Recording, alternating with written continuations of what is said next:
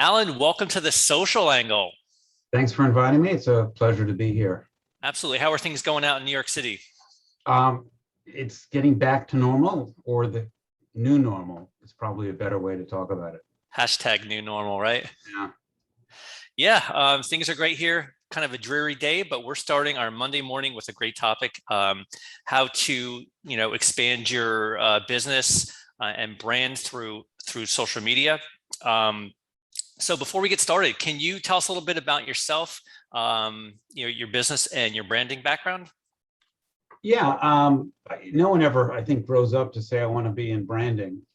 Maybe back in the day, you grew up and said, I want to be like the characters in Don Draper and Mad Men. But so I went to school. I was going to be a filmmaker. Somehow Spielberg and Hollywood didn't call.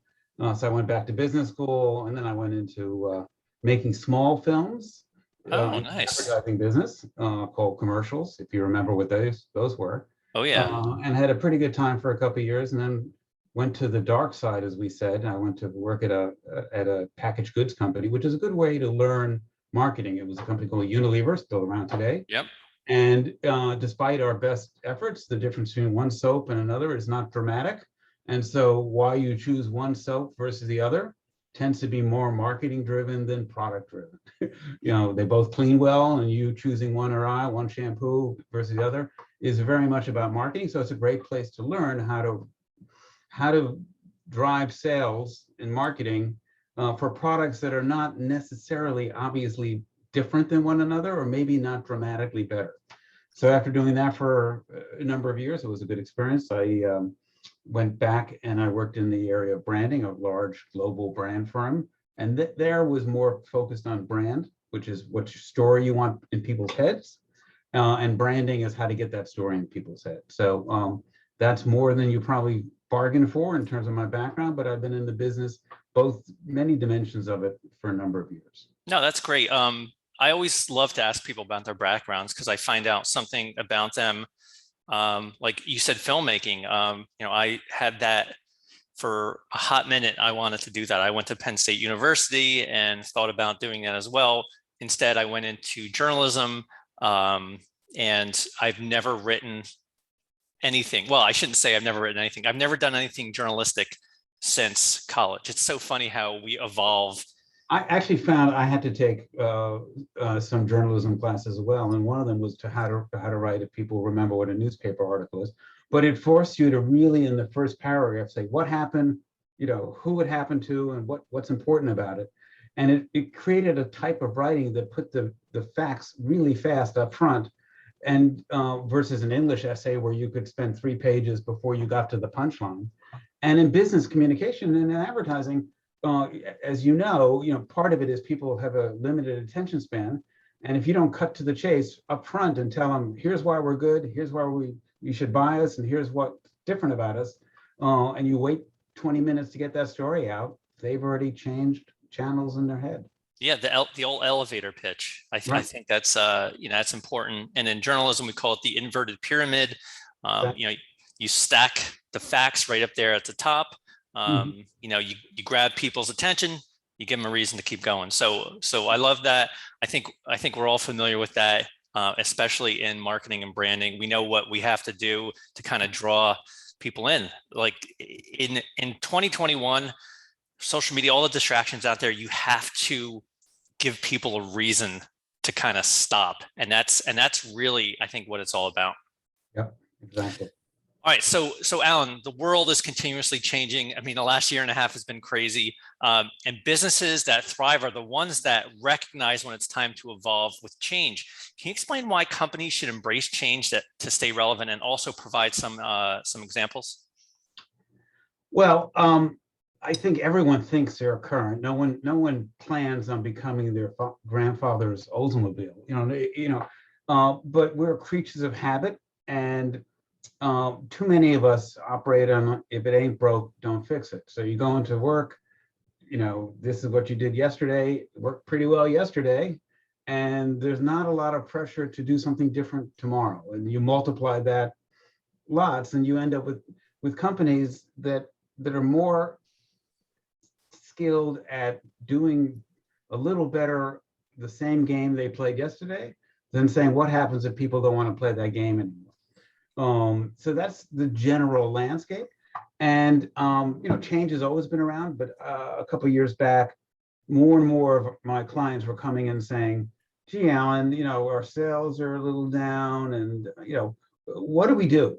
And that often is a good point, because by the time sales start decreasing, that is what we call a lagging indicator. By the time sales start falling, you've already started losing difference and relevance. And it's while it's the most obvious reason people say, well, maybe we should change something. If you wait for your sales to start trickling down a bit before you do anything differently, you've often waited too long. So more and more of my clients were coming in saying that, and I said, gee, is it just me, or more and more businesses, as the world speeds up, as change happens faster? And of course, you could argue that the pandemic was a dramatic change, but it probably just put a magnifying glass on what was already happening. It just accelerated change. And companies in general are not just used to the faster pace of things. So are you suggesting then that companies should be looking to evolve even when things are going well? That's the best time to evolve. I mean, there was a famous quote from the former chairman of Intel: "Only the paranoid survive." If you treat every day, even when things are good, like this ain't gonna last, I may be out of business tomorrow, and if you start thinking about how do we change and be more relevant when your business is strong, you have another critical component of success. Because by the time your sales start falling, if you then try to change, you have less money to do it. You have less time, because that's going to, that decline is going to increasingly go down. And part of success in changing is being able to execute anything. Lots of people have the same idea for a change, but success is really being able to execute it. And to do that, you need a chance to get it wrong a couple times and iterate.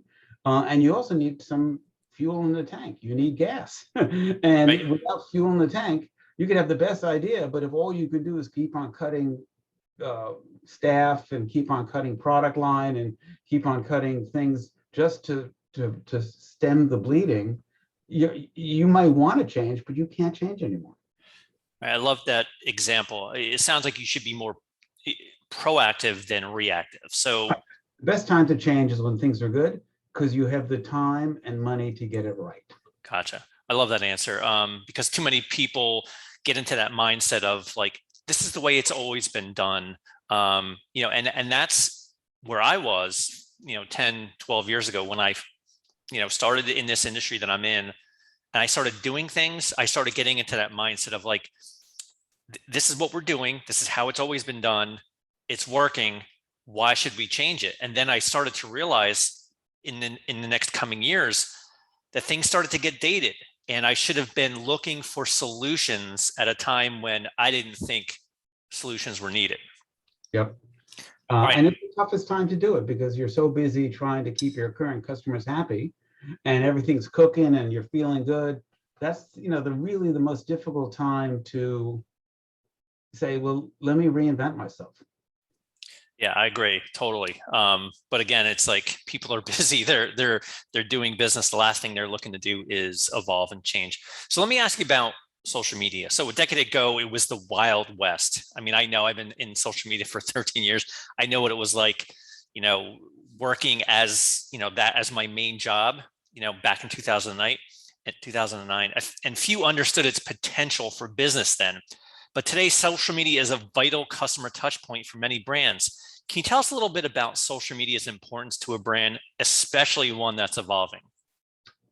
Well, there are multiple answers to that. The first is that people are spending, of course, more time on social media than anywhere else, or more time on electronic devices, whether they're streaming video, watching funny videos, or communicating, and they're spending less time on the family room couch looking at a program that gets interrupted with now a word from our sponsor. Right. So in the world where eyeballs are mostly on social media, and the other thing, for people, word of mouth has always mattered. Way back in the Mad Men days, if you really wanted to find out about what car to buy, what lawnmower worked, what was a great place to have dinner, you went to the backyard fence and asked your neighbor, what do you recommend? Who should we hire as a painter for the house? And people trust their neighbors and their friends more than they trust slick Madison Avenue marketers. So the inclination is always to go to social media, see what people are saying, find recommendations. And that's become the most powerful marketing tool. It's just one challenge for most businesses. And everyone says, oh, can you give me something on social media that will get 1 million clicks? And, give me something that'll go viral. And I'll be, the recipe for success on social media is one sentence. The problem is, how do you execute that sentence in a way that's relevant? And the sentence is, no one shares ordinary. People only share extraordinary things that happen. Now, what extraordinary to you is, it may not be Sure. interesting to me, but no one says, I took a plane from New York to LA, the plane arrived on time and they didn't lose my bags. They're Right. either going to share the pilot got lost and landed in Kansas City, or the pilot, put on new engines on the plane and we made it in 2 hours and only takes 5. Something different's got to happen. People share something interesting and different. And so to get into the social conversation, you just can't say, try this coffee, it tastes pretty good. My kids like it. It's Right. just not going to get shared. But you've got to get into that conversation. And the trick is to not use so much borrowed interest, which happens during a Super Bowl, where advertisers are so desperate to get your attention for that time. They do funny, crazy things. And most people will say, oh, I saw a commercial, hit those dancing bears. I don't really remember the brand. Now, I don't even remember what they wanted me to know, but I love those dancing bears. Right. And so if you're doing social media and you're sharing crazy stuff, you got to somehow pivot and say, and this is why you should drink my coffee. Yeah, and I think you bring up a good point about, what it was like back in the Mad Men days. I mean, I grew up in the 80s. That was, when I was mostly on, MTV, all this. You paid attention to the commercials because that's what you were doing. You were Right. watching TV. You weren't doing anything else. Right. Nowadays, people, if they're watching, just network television, which I don't know too many people who watch network television live. At least one more screen in front of them, maybe two. Right. They're checking out and they're on social media while there's commercials. So I think social media is clearly, an important touch point for a customer. And I think, most brands would agree, especially in 2021, that look, they have to have a presence, they have to be out there, they have to be engaging with their customers, especially when they're evolving as a brand. Exactly. And not only with words, it's not only word of mouth, since everyone's got a high priced video camera in their hands and camera, it's word of eye. And you have to use pictures and visuals in interesting ways too. You just can't show going back to what I say, you can't show the bar of soap on the bathroom sink. you gotta do something more interesting with it than just say, here's my product, do you want it? Right. You have to, I think of the old Irish Spring commercials where, right, they're out in some sort of outside shower and I'm like, oh, it's fresh as an Irish Spring, and I'm like, oh, look at that. That's enticing. Right. And if they just said, fresh as an Irish Spring in a piece of type, that picture wouldn't come to your head. Now, even a small business can create an outdoor Irish shower. You don't need to go to Hollywood to get that done. Right? It takes probably a little bit of planning, but anyone can shoot anything now. And you should think of yourself as both marketers in the olden days of radio advertising and newspaper, but also capable of telling a story through video. Right here, Alan. This is all you need in 2021. Right. Is it? And well, you also need to know how to use it. That's the difference. For sure. Well, all the software is pretty easy. It's because people who are on social media, what they're seeing on TikTok and YouTube, is pretty well done.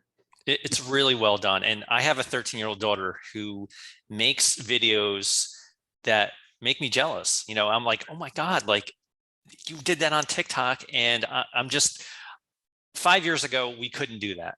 We Right. we were in studio, we have a video person, we are, giving our requirements for video. We want this, we want um, we want this text overlay, we want this, and it takes time to produce that. Now these things are being produced, you know, by one person on a telephone, on a smartphone in 30 minutes. It's amazing. Right, but then the challenge we all face, and as you know, that you can do anything you want, make it look slick, but success is 60% of the time having the right idea, the right what we call insight. What are we going to say about this before you run and hit record on your iPhone? Make, because that's most marketers get in trouble when they go for cool techniques, but the punchline, the story is not the right story. And if you're off a little bit in the story, it doesn't work. The story's got to be, as you said, when people want to shower, they want that Irish spring morning. That's not an accident. That Right. came from a lot of research to say that was the best shower they ever did. That smell, that energy, that feeling of being in an outdoor shower. That picture idea is worth more than the commercial they shot. And if they didn't have the right idea of what the perfect shower was, then they wouldn't have been able to shoot the Irish Spring commercial. You bring up a great point there, Alan. And we talk about this as well. You can't just pick up your smartphone or go into social media and create content without thinking about what you're doing. Yep. And we talk about this all the time.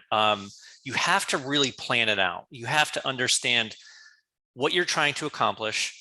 You have to have a strategy in place, and the marketing message that you put out there has to support your goals. It has to support your mission statement. What are you trying to do? And I think for a lot of brands, it's backwards. Right. Oh, give me a new logo. I need a new ad. I need a new something. Where what they really need is the perfect GPS coordinates. Say you need to be precisely saying this story. Doesn't matter how, but without that focus, there's so much content you'll get buried. Totally agree. All right, so let's talk about rebranding.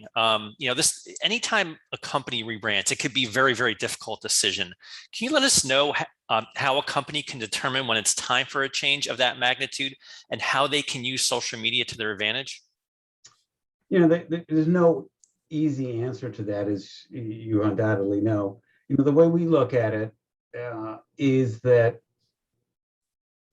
the first realization is that a brand is not about, oh, I've heard of Bayer aspirin.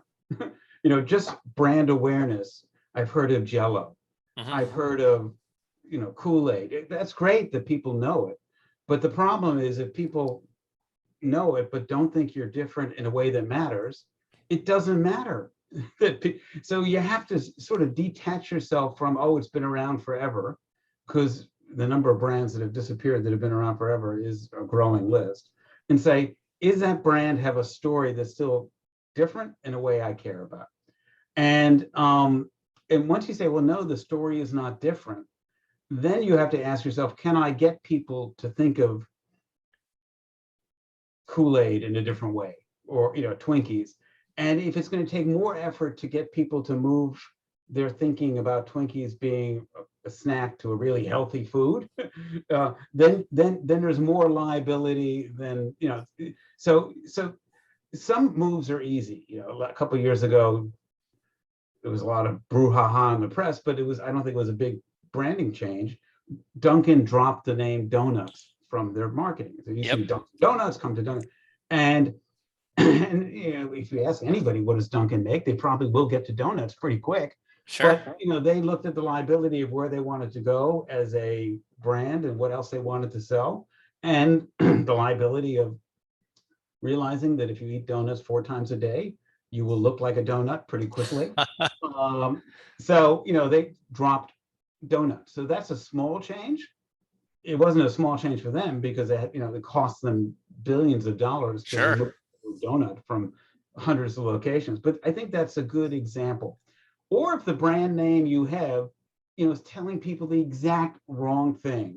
For years, I had Radio Shack as a client. We talked to them on and off, or people aren't buying radios. If they Right. buy something electronic, do they want to go to a shack? And lots of back. And I don't think that Radio Shack, the name, killed the business. Usually it's never one thing. It's a Right. compilation of many things.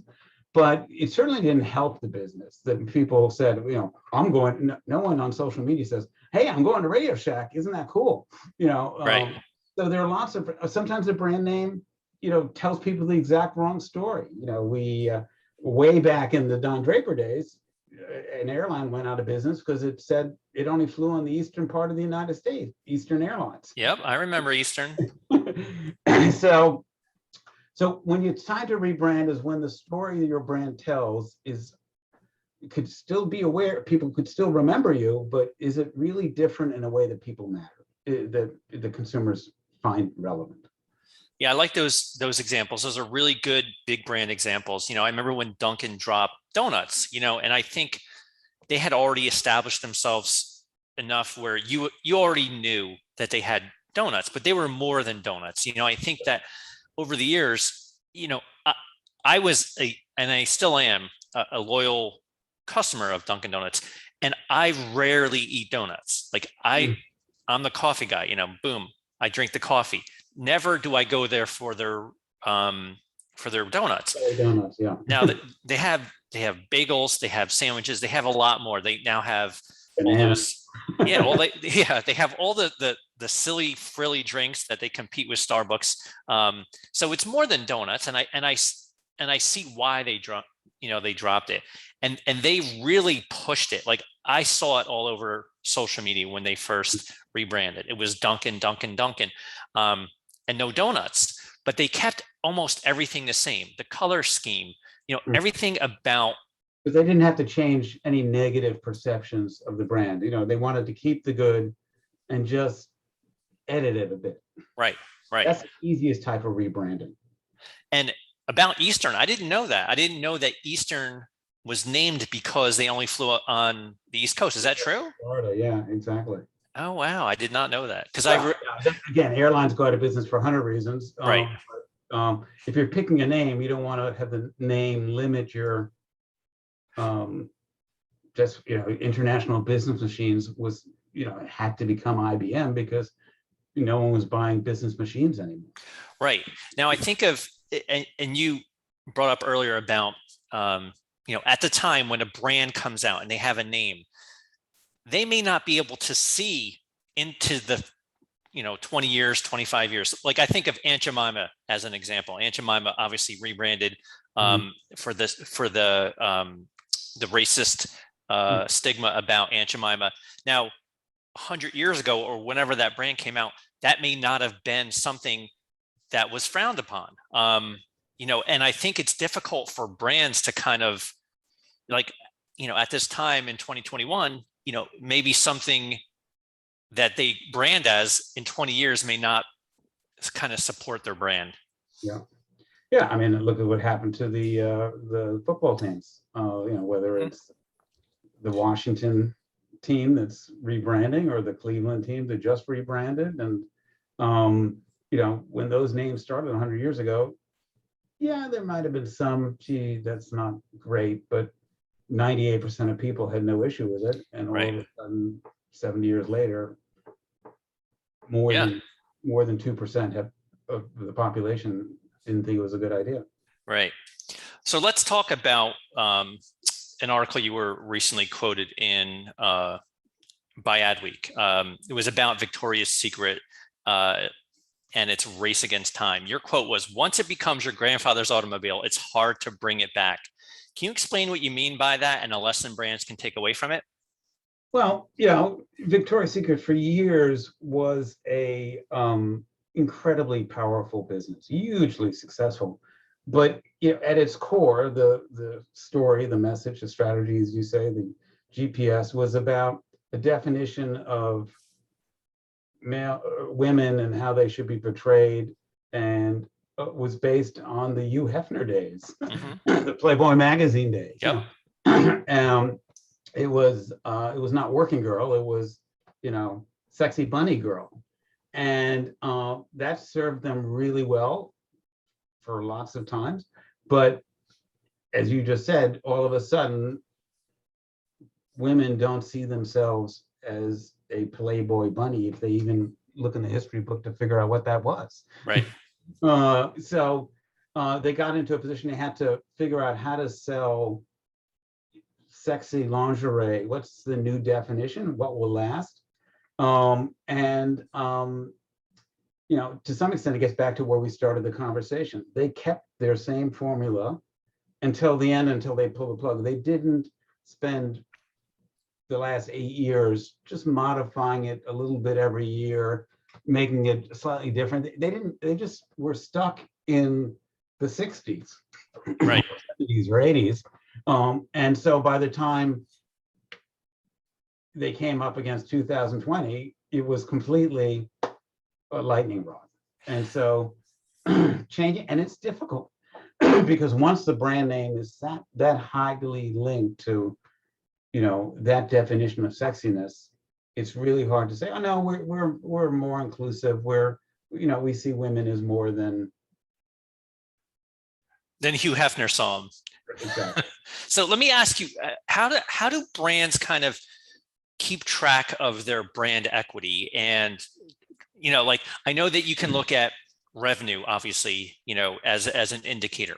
What else can brands do to kind of monitor, that, what's the word I'm looking for?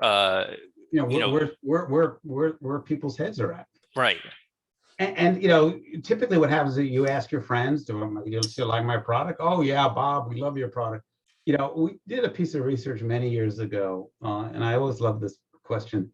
We were working for Pizza Hut, and their sales were pretty good, and so, but one of the researchers asked some groups of consumers, if Pizza Hut went out of business tomorrow, what would you feel like? What would you do? What would it mean to you? And everyone was feeling really, we got into the groups, and all of a sudden people, I might just go to Domino's. No big deal. It's Right. okay pizza, but I would go. And so once it became clear that even though lots of people were still buying it, there was no, I buy it because it's the one on the way to, the gas station, or my kids there was no more juice left in the lemon. Right. And so despite the fact that everything looked good, sales were still good. Research said, do you like Pizza Hut? If you ask people, do you like the taste? Yeah, it's all right. So people are not, you can use them as an early warning signal, but you have to really ask them the right question. Otherwise, they're just going to say, oh yeah, it's fine. And of course, the big thing going on now, just tying back to social media, is that you used to be able to send out, people come do a focus group with you or send out a questionnaire. Right now, when people are unhappy with you, they don't want to go to a focus group. They don't want to even fill out your questionnaire. Please stay on the line 5 minutes longer and ask me 3 questions, answer 3 questions. What they do is they just say, they just get on social media and say, I can't believe, I had a slice of pizza at Pizza Hut, and, it was terrible. Their first place to communicate is social media. So if you want to find out if you're heading into trouble, don't get on social media saying, how do I get people to pay attention to me? Look at and read it, and, listen better. Yeah, absolutely. I think you bring up a really good point, Alan. In social media is now in 2021 the first place people go to complain about a brand. They don't pick up the phone anymore. It's arduous. It's person-to-person communication that usually requires automation to get to somebody.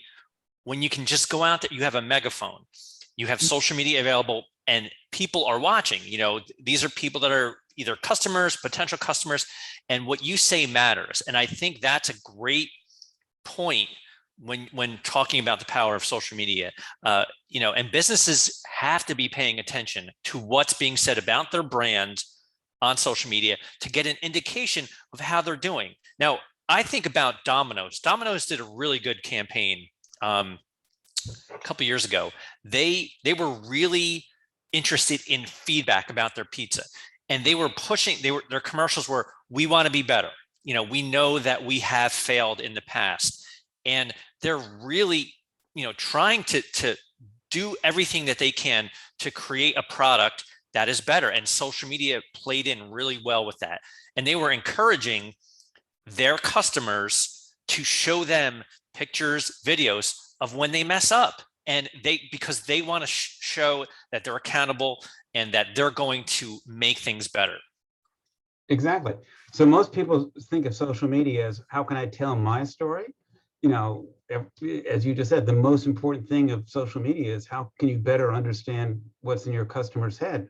And it's not only, seeing I hate, dominoes in writing, but it's looking at pictures, it's thinking about it.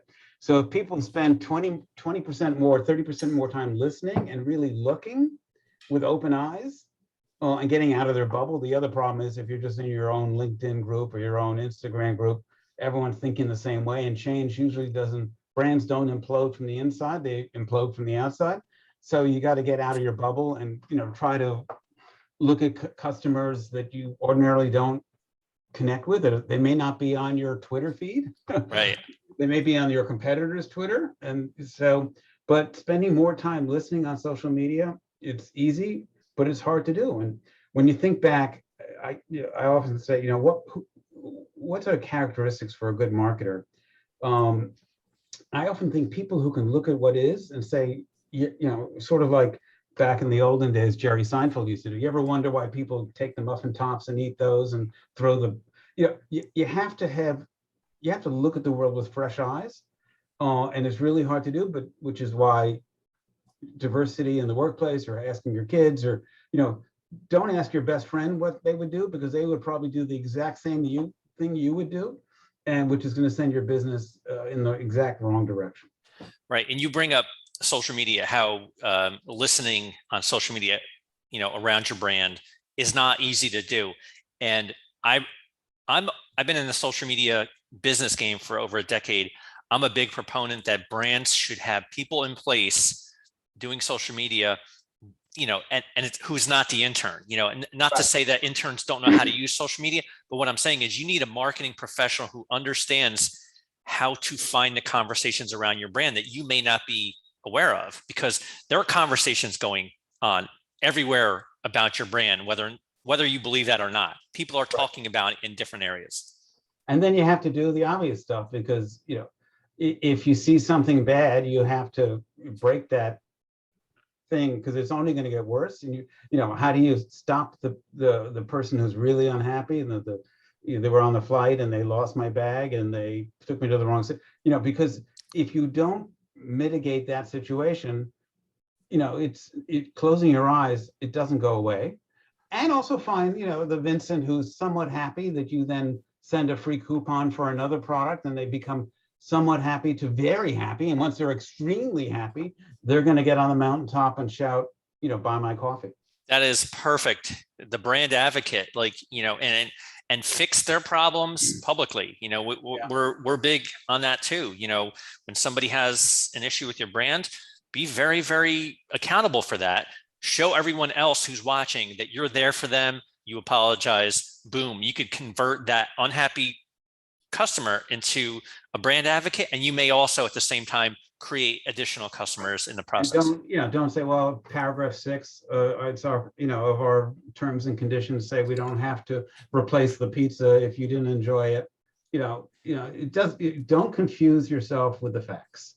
Yep. If you take the view that, all that matters is getting this customer happy, and I don't have to worry about doing it every time for every customer, but if I can get that customer happy, it's certainly going to be better for my business than if he or she continues to feel that, yes, you said that we only had a 10-minute warranty. I should have read that, but I didn't. Right. Like make it right. If you're doing it in a public forum, make it right, whatever you have to do. And the good that's going to come out of that is going to outweigh whatever cost that you have to absorb there. I think it's a win for the brand for sure. So let me ask you about, I have to ask you about the new Cleveland Indians name, the Guardians. You said it was a weak, safe choice and a missed opportunity. Can you explain that? Yeah, first of all, it's really hard to do naming. Most people say, "Oh, just get go back to let's order in from Pizza Hut and all sit around and brainstorm." Part of the challenge of naming is is is not what the word is, but what can you get? So, to get a good name, you need 10 great names, of which trademarks and your attorneys will say you can't have 9 of them. So, Right. and to some extent, there's nothing wrong with guardians, but uh, the most important thing for a name is it has to have a story associated with it. Their story is that it was a statue on a bridge over the river. That's a story, but it's not very motivating. Sports teams are tough to name because they fall into what we call in the business badge brands. It's not like I buy a toothpaste, no one sees it, I take it home and use it in my bathroom. When you're a sports brand or a beer brand, you wear the T-shirt, you put the bumper sticker on the car. So they're things that define who you are. I'm a Cleveland fan, I'm a Washington fan. So it's far more personal. And those are the toughest brands to do. So with Guardian, I just felt it was, yeah, an okay name, but it's not a name that's going to change anything. Maybe that's what and which often happens. Right. You have a large group of people trying to make a decision, and usually teams have fans, players, management. The more people that are involved and you end up, it's like a committee making a decision. You Right. end up potentially eliminating any disaster. So Guardian's a fine name. It's just, and you probably eliminate anything that's going to get you, Right. when It's Steve like Jobs this. came up with Apple, he didn't do research, because if you did research and asked 100 people, should we name a technology company Apple? They say, what are you, you're in the food business? Are you crazy? It has to be, a cool sounding name. And, so you have to be somewhat contrarian to do it well. And it's hard for large organizations to do that. Yeah, I see your point about they were in a tough spot. I think they had to kind of have a neutral sort of vanilla name that could appeal to most people, but not really be too edgy or Right. polarizing the other way. Mhm. I thought, because I think Spiders was one of the names that they were considering, and I thought that was a cool name. I don't know why I thought it was cool. I just thought it was a little bit more edgy than Guardians, and the logo I thought wasn't particularly done well as well. Plus, there was a Cleveland Guardians team already in the Cleveland area. I think it was roller derby. So they didn't even research whether or not there Yeah, was. of course, it's been used in insurance and financial services, and what it means is, safety and security and Right. protection. And if you want a sports team, yeah, they need to have a good defense, but most people want to, have the person in the number 4 slot hit the home run, Right. and want a great offense. And a more aggressive name often does better in sports than we're the safekeeping guardians. Right. Well said. All right, Alan, a couple more questions for you. So when I think of brands that stand out on social media to stay top of mind and relevant, I can't help but think of some of the big brands. They can afford to take risks. How can smaller brands stand out on social media with little risk? Well, I think the most important thing they can do is to constantly be in what I'll call a test and learn situation. Smaller brands tend to say, "Oh, we're going to have one shot to do this," and they procrastinate, and they all finally move the chess piece um, um, at the last possible minute. So I think they should always be in let's try this with a group of people, let's experiment, realizing that success is mostly about the company that executes the best versus has the best idea. Apple didn't, there were lots of tablets out there. HP had a tablet, Compaq had a tablet, Dell had a tablet, but iPad got it all right, from the user interface to the design to even how they showed it in the first ads, not by somebody using it at a desk or a table, but using it on a couch on their knee. So, realize that it's going to take you some time to iterate. So, small companies should constantly be in, let's try it, let's learn from it. Don't do it everywhere, but try to get in a mode of not having one idea that you just launch, but having 2 or 3 things you're working on in different areas of development, as if you were a new product firm, not so much just waiting for the big new and improved story. So kind of, reach outside your comfort zone, and Right. and kind of ties back to what we were saying originally. Like when things are going good, you should always be experimenting, trying new things, Right. evolving. So that's a perfect way to kind of wrap up, the questions. I have one final fun question, Alan, because I always end with a fun question. Now, my industry is promotional products or swag, and I'd be remiss if I didn't ask you about some of the items that you use to promote your brands. Can you tell us, some of the swag you use and some of the favorite ones that you like? I like to 2 things. One, I want to make sure whatever we use is visible when people. So while pens are nice, most people don't take a pen out and wave it around when they're walking Right. down. So I tend to look for items that are more visible for other people to see, Mm-hmm. as much as providing enjoyment for the current customers. So that would be, water bottles or backpacks or cell phone chargers, or, things that they just use, hopefully when they escape from Zoom lockup, Right. and get back out in the world. Because I think while it needs to make your current user happy, it needs to fit in their life, you know, the best swag needs to promote the brand to new users.